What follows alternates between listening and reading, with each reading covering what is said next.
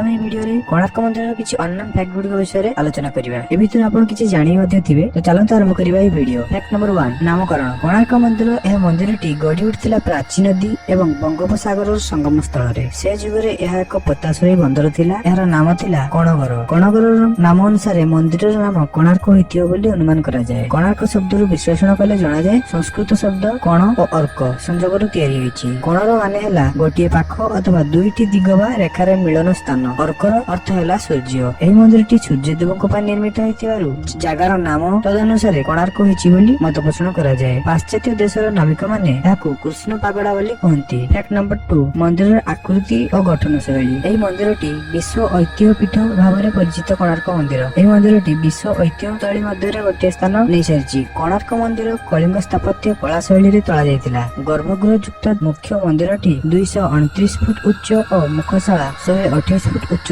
13 foot ଉଚ୍ଚ ପଥର ଚଟାଣ ଉପରେ ବିମାନ ଜଗମୋହନ ରଥ ରୂପରେ ଗଢା ଯାଇଥିଲା। ସେ ଚଟାଣ ଚାରିପଟେ 9 ଫୁଟ 9 ଇଞ୍ଚର ଉଚ୍ଚର 14ଟି ଚକ ଓ ସମ୍ମୁଖରେ 7ଟି ଘୋଡା ଖଞ୍ଜା ଯାଇଥିଲା। ଜଗମୋହନର ଉଚ୍ଚତା 123 ଫୁଟ ଓ ବିମାନର ଉଚ୍ଚତା ଥିଲା 225 ଫୁଟ। ଏବେ ବିମାନଟି ପ୍ରାୟ ଧ୍ୱଂସ ହୋଇଯାଇଛି। ବର୍ତ୍ତମାନ ଅଛି ଗର୍ଭଗୃହ, ଦେବସିଂହାସନ। ମୁଖଶାଳାଟି ସମ୍ପୂର୍ଣ୍ଣ ସୁରକ୍ଷିତ ଥିଲାରୁ କାଳର କରାଳ ଗତିରେ ନାଟ ମନ୍ଦିର ଓ ଭୋଗ ମଣ୍ଡପର କିଛି ଅଂଶ ମାତ୍ର ସୁରକ୍ଷିତ ରହିପାରିଛି। ମନ୍ଦିର ବେଢାର ଦୈର୍ଘ୍ୟ ଓ ପ୍ରସ୍ଥ ଯଥାକ୍ରମେ 857 ଓ 540 ଫୁଟ। ମନ୍ଦିରଟି ପ୍ରାକୃତିକ ପରିବେଶ ଭିତରେ ରହିଛି ଓ ଏହା ଚାରିପାଖରେ କାଜୁ, ଶିଶୁ ଆଦି ବାଲିଆ ମାଟିରେ ବଢୁଥିବା ଗଛ ରହିଛି। 3 ନମ୍ବର ଫେର ରହୁଛି ଚୁମ୍ବକ ଓ ଭାସମାନ ମୂର୍ତ୍ତି। ସ୍ଥାନୀୟ ଲୋକ ଓ ପଥ ପ୍ରଦର୍ଶକ ମାନଙ୍କ କହିବା ଅନୁସାରେ କୋଣାର୍କ ମନ୍ଦିର ପ୍ରତି 2ଟି ପଥର ଭିତରେ ଗୋଟିଏ ଲେଖାଏଁ ଲୁହା ପ୍ଲେଟ ଦିଆଯାଇଥିଲା, ଯାହା ଆଜି ବି ଦେଖିବାକୁ ମିଳେ। ଦେଉଳକୁ ଲୁହା ବିମ୍ ଦେଇ ମଜବୁତ କରାଯାଇଥିଲା। ଦଧିନଉତି ବା ମନ୍ଦିରର ଚୂଡାରେ 52 ମେଟ୍ରିକ ଟନର ଏକ ବିଶାଳ ଚୁମ୍ବକ ଖଞ୍ଜା ଯାଇଥିଲା, ଯାହାକୁ 1200 ବଢେଇ କରିପାରି ନଥିଲେ। ତା 12 ବର୍ଷର ଶିଶୁପୁତ୍ର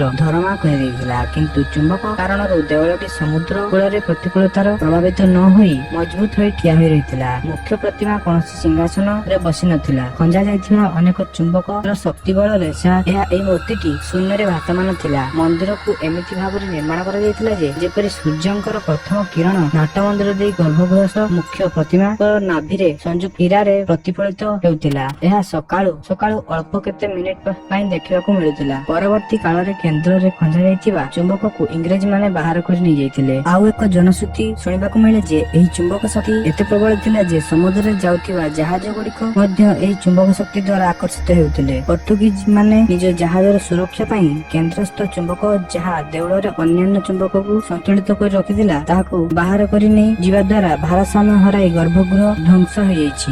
ଯଦି ଏ ଭିଡିଓଟି ଆପଣଙ୍କୁ ଭଲ ଲାଗିଥାଏ ତାହେଲେ ସବସ୍କ୍ରାଇବ କରନ୍ତୁ ଆଉ ଭିଡିଓଟିକୁ ଲାଇକ୍ କରନ୍ତୁ।